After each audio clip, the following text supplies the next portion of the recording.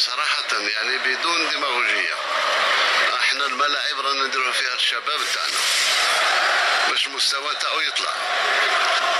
سيد رئيس الجمهورية عبد المجيد تبون، مسؤولين الكرة الجزائرية ما فهموش كلامك. انت قلت لشباب الجزائر هما راح يمدوه لشباب بلوزداد، وبصحتهم شباب بلوزداد يستاهلوا يوصلوا فيه. كيما عندنا حق نلعبوا في الملعب هذايا اللي راهو متواجد بقرب مقاطعة إدارية تاع الحراش. حنا الجمهور كيما هذا الحراشي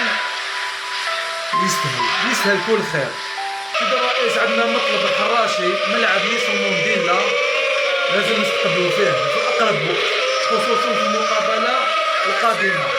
ما تحرموش فرصة الملاعب الأنصار اتحاد الحراش، باسكو هادو يحرمونا من 5 جولات بدون جمهور، ولنا حق في استقبال في ملعب نيسون مونديلا. عليك يا سيد الرئيس غربة لك مسؤولين الرياضة، باسكو راهم يحرمونا من شغف الملاعب. ماذا بينا بكل مصداقية تعطونا ملعب نيسون مونديلا، وهذا حق شرعي للحراش.